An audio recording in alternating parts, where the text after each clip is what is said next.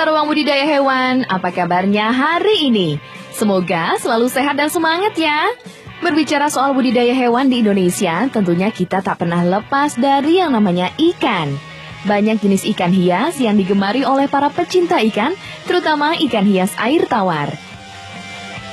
Jenis ikan hias yang sedang populer dan tentu saja sangat mudah dipelihara di Indonesia adalah ikan gupi. Ikan jenis air tawar ini sangat lucu dengan corak dan keindahan ukuran tubuh ikan gupi yang besarnya bisa sampai 2,5 cm. Pemirsa Ruang Budidaya Hewan pasti ingin tahu bukan bagaimana cara budidaya dan apa tips dan triknya. Jadi jangan kemana-mana, karena selama 30 menit ke depan kami akan menemani Anda tentunya di program Ruang Budidaya Hewan.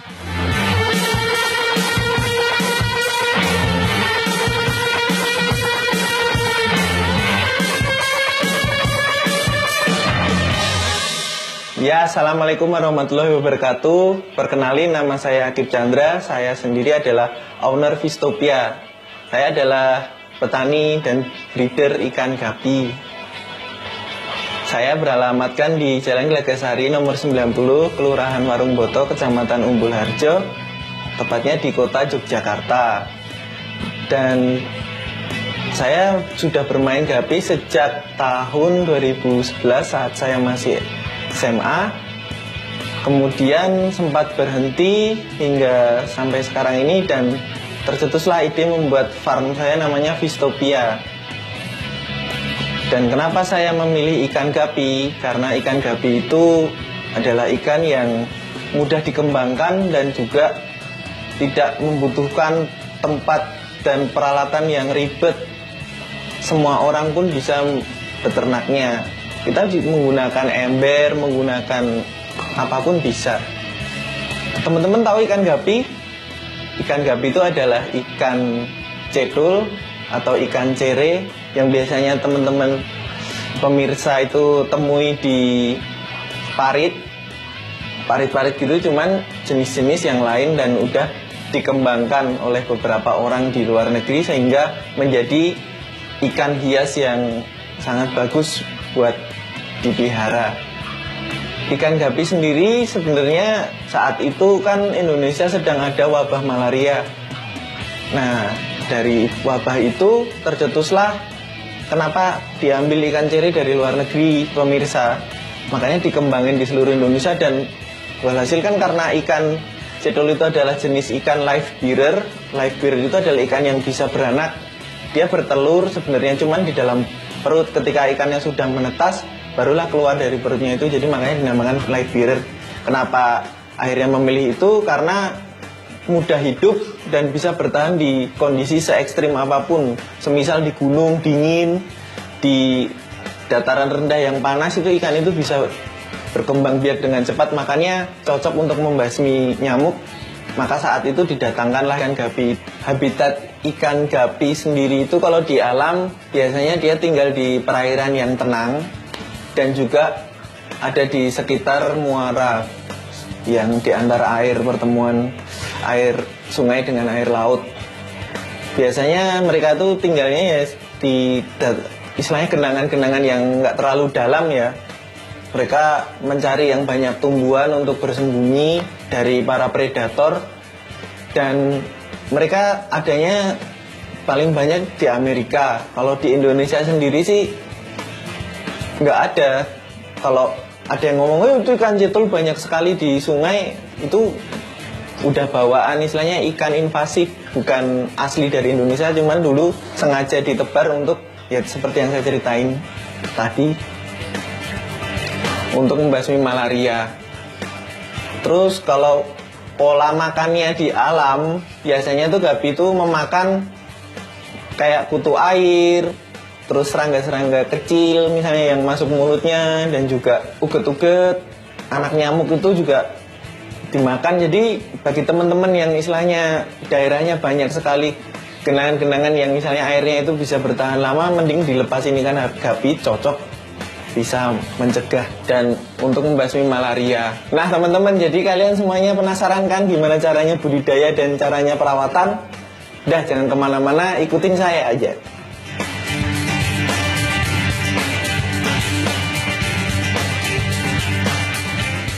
Ikan gupi memiliki nama latin Pocilla reticulata. Ikan hias satu ini sangat mudah beradaptasi, bahkan bisa bertahan di perairan yang memiliki kadar garam yang tinggi atau air payau. Namun begitu, habitat awal dari ikan gupi adalah di perairan sungai yang jernih dan tenang, juga banyak ditemukan di danau-danau. Ikan gupi mulai masuk ke Indonesia sekitar tahun 1920 dan langsung dikenal sebagai ikan hias di dalam akuarium. Tempat asal ikan gupi sendiri adalah wilayah Amerika bagian selatan dan tengah. Saat ini, penyebaran ikan gupi sangat banyak dan dapat tersebar di hampir seluruh perairan air tawar Indonesia. Meski ikan gupi suka berkelompok dan cukup aktif, namun ikan gupi merupakan ikan yang tenang dan damai. Mereka bergerak secara konstan, jadi para pemeliharanya membutuhkan sirkulasi air yang baik agar ikan gupi tumbuh sehat dan nyaman.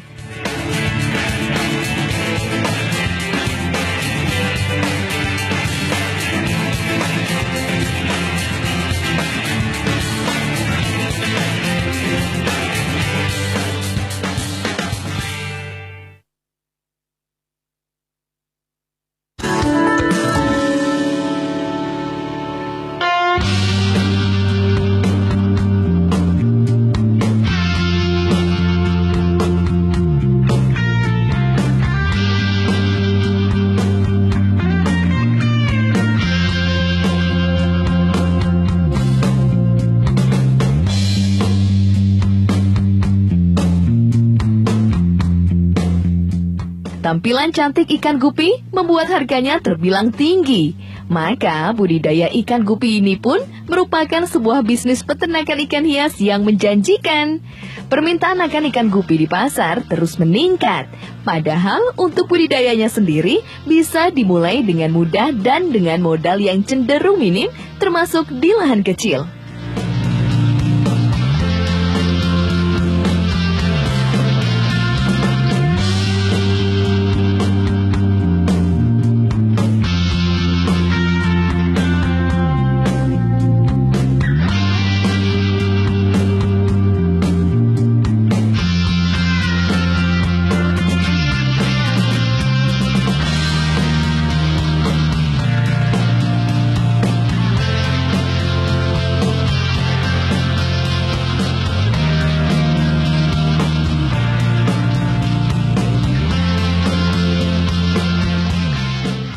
Gimana sih caranya memelihara ikan gupi itu? Pertama, sebelum pemirsa itu beli ikan, siapin dulu airnya. Air itu adalah kunci paling penting untuk memelihara ikan. Hampir semua ikan, ya airnya itu dulu. Mau yang jernih mas, mau yang gimana mas? Sebenarnya itu intinya gimana caranya kita mengenal air kita ya. Kalau biasanya teman-teman yang di ranah perkotaan atau di daratan tinggi biasanya kan air pump. Nah itu tuh harus diendapin dulu selama 2-3 hari. Barulah ambil yang di atas, ditaruh di tempatnya itu, baru ikan bisa masuk. Kalau yang dari sumur, lebih baik diendapin 1 hari. Ketika kita sudah pesen ikan akan datang jauh-jauh hari atau 2 hari sebelum itu kita udah nyiapin air dulu amannya. Air siap. Kalau saya biasanya dikasih probiotik. Jadi itu tuh untuk bakteri baik, biar bisa ngurai kotoran ikannya itu, biar nggak kebanyakan amoniak di akuarium. Ikan datang itu nggak boleh langsung dimasukin pemirsa. Jadi di dalam plastik, dalam kondisi di dalam plastik itu masukin dulu ke air, biar itu buka plastik pelan-pelan dan nanti ikan akan lepas sendiri atau dilepas di akuarium. Nah itu cara penanganan pertama. Nah, cara kedua, gimana sih biar ikan itu sehat? Ya tentunya kita harus memperhatikan makannya. Ketika ikan habis datang, nanti malamnya atau sekitar selisih 3-4 jam, dikasih coba makanan sedikit pelet. Kalau ikannya sudah mulai makan, oh berarti ikannya sehat. Nah, untuk produksi sendiri, ikan ini wajib juga menggunakan extra fooding, makanan hidup. Jadi entah mau jentik, kutu air, atau cacing sutra, atau artemia, itu wajib karena untuk memberikan protein semakin ikan itu bagus, besar, semakin anaknya banyak. Nah biasanya gapi itu bisa mulai beranak dari 10 hingga 100-an. Ada 100 anakan. Kalau idealnya memang sehari sekali sih dikasih pakan hidup, entah mau dikasih pagi, siang atau malam, itu terserah pemirsa. Kalau untuk peletnya, kalau bisa sehari juga 2 kali. Jadi 2 kali pelet, 1 kali extra fooding, itu nanti ikannya akan sehat dan prima. Kalau untuk anakan bisa cepet besar lah. Indukan produksinya lancar. Cara ngawinnya gampang banget sebenarnya. Jadi perlu jantan dan betina. Kalau untuk masalah usianya, kalau untuk idealnya ya usia 3 bulan. 3 bulan itu betinanya itu biasanya udah prima. Biasanya umur 1 sampai 1,5 bulan udah kelihatan jantan betinanya.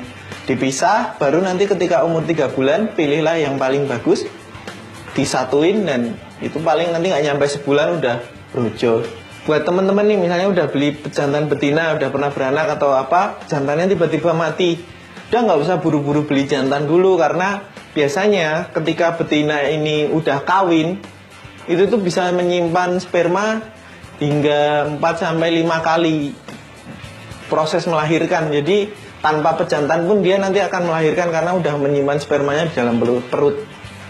Biasanya kalau di akuarium sendiri itu penyakit-penyakit yang sering itu ya jamur, terus kedinginan tadi, atau white spot. White spot itu biasanya ciri-cirinya ada titik-titik putih di sekujur seluruh badan gapi. Jadi itu penanganannya ambil, dikasih akriflavin atau methyl N blue, nanti ikannya 2-3 hari sembuh lah, atau dijemur sedikit. Ini nih yang paling penting tuh nguras di akuarium. Biasanya kan kalau teman-teman pemirsa pemula kan harus ngurasnya itu biasanya langsung full dibersihin semua. Jangan, jadi kurangin aja lah, kurangin 3/4 aja kalau nguras tuh dikit, terus nanti diisi air. Alasannya kenapa? Karena ikan itu suka dengan air lama, ikan gapi itu suka dengan air lama. Ketika dikasih air yang baru itu tuh gampang kaget. Nah kalau kaget itu bisa tiba-tiba sudden death atau mati tiba-tiba gitu kan, sayang.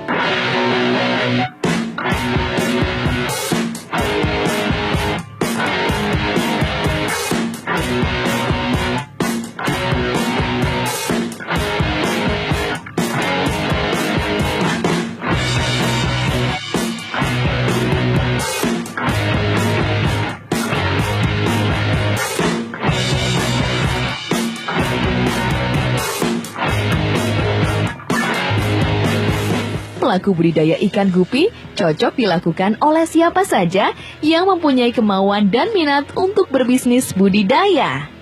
Pemasaran produk ikan gupi saat ini semakin dimudahkan dengan adanya teknologi. Kita bisa memanfaatkan transaksi di marketplace agar ikan gupi bisa dipasarkan ke seluruh penjuru Indonesia.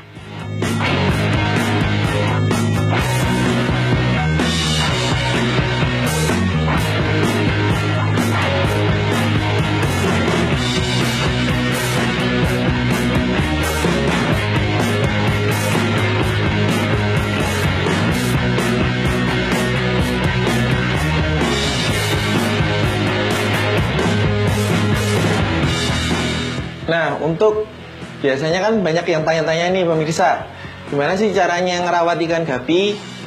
Apa harus setiap hari dikuras? Karena biasanya kan dia pasti keluar kotoran tuh. Orang ya jangan, kalau dikuras setiap hari ikannya juga bisa stres, ganti air dalam skala menerus itu ikannya juga bisa stres. Jadi idealnya ya seminggu sekali lah kalau teman-teman pengen nguras. Cuman kalau misalnya pakai probiotik ya bisa 2 minggu sekali. Terus apakah air, biasanya kan ada yang bertanya nih, air keruh itu apakah sehat untuk ikan? ketika di sana ada udaranya tercukupi, istilahnya kandungannya tidak berbahaya, maka itu fine-fine aja untuk ikan gapi. Bahkan untuk anakan itu kalau bisa jangan terlalu sering dikuras. Kalau bisa sih habis lahir ganti air itu ya itu sampai umur 2 minggu atau 1 bulan tetap di situ, airnya nggak usah diganti-ganti karena biar anakannya itu sehat dan besar menyesuaikan air itu.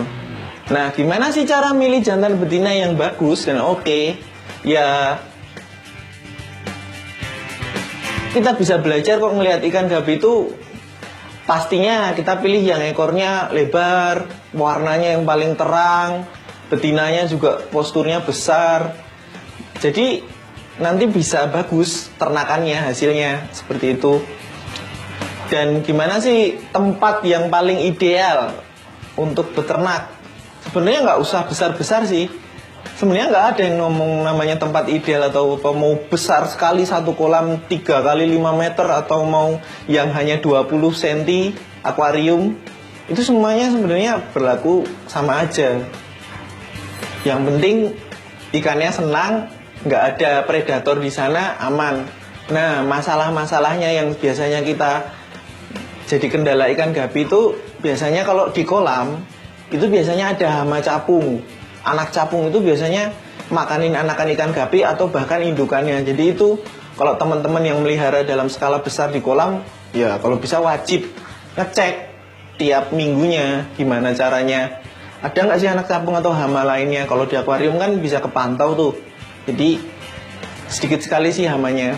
Dan juga masalah kedua biasanya kalau di kolam itu penyakit. Kita nggak bisa tahu ikan itu sakit atau enggak, tahu-tahu mojok aja kayak yang tadi kedinginan, tiba-tiba mati besoknya kan sayang.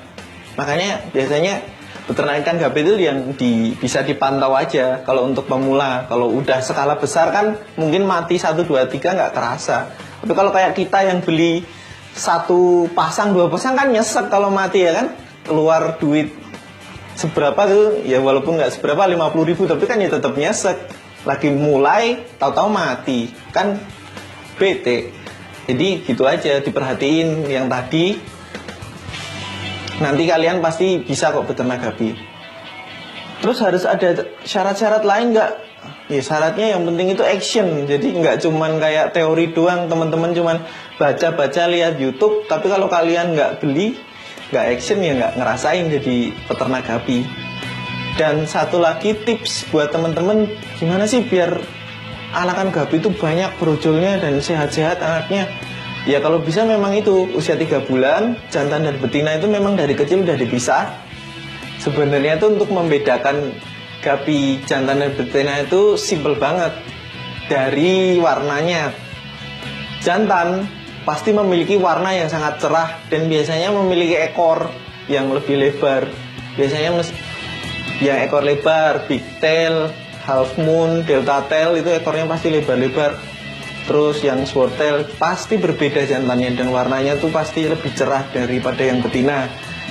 Tambahan lagi, biasanya itu di bawah anus si jantan itu ada seperti sirip panjang. Itu yang membedakan dari yang betina, karena betina itu nggak memiliki yang seperti sirip panjang itu. Itu udah jelas berbeda.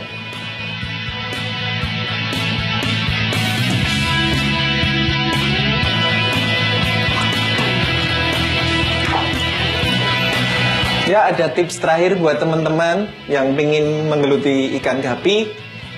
Saat membeli ikan, usahakan jangan yang harganya mahal dulu. Buat pemula, belilah yang harga-harga terjangkau. Jadi kalian bisa sambil belajar, sambil bisa mengamati, sampai berhasil, barulah mau beli yang harga sampai jutaan tuh monggo. Biar kalian nggak kaget. Kalau mau beli ikan, juga carilah peternak-peternak yang udah recommended, yang udah menguasai, yang jelas dia udah bisa breeding, punya nama, sehingga kalian bakalan bisa mendapatkan ikan yang bagus juga. Karena dari peternak yang recommended kalian bisa mengerti, sekalian edukasi juga, bisa tanya-tanya juga gampang kalau mau cari ikan gapi. Ya pemirsa, semoga penjelasan saya tadi bisa jadi inspirasi buat kalian untuk memelihara ikan gapi. Barangkali kalian nanti bisa jadi rekan saya sebagai penghobi gapi Indonesia.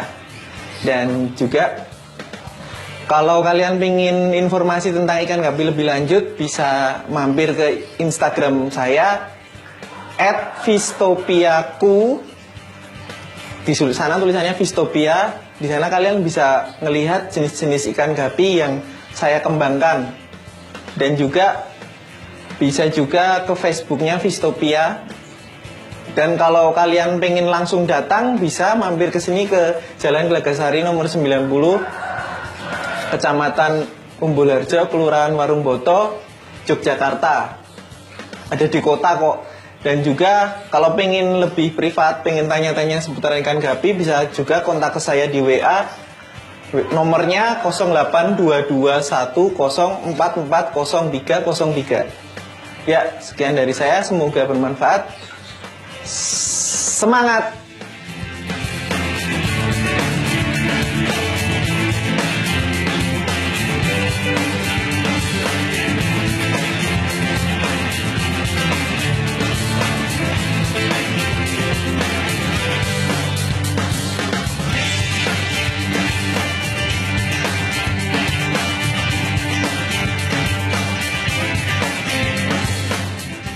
Harga ikan gupi bisa saja tinggi, namun perlu diingat, konsumen biasanya adalah penghobi ikan hias yang tentunya tahu kualitas jenis ikan yang paripurna. Jadi, ketika kita membudidayakan ikan gupi, usahakan selalu membuatnya sehat dan nyaman untuk menghasilkan peranakan yang menawan.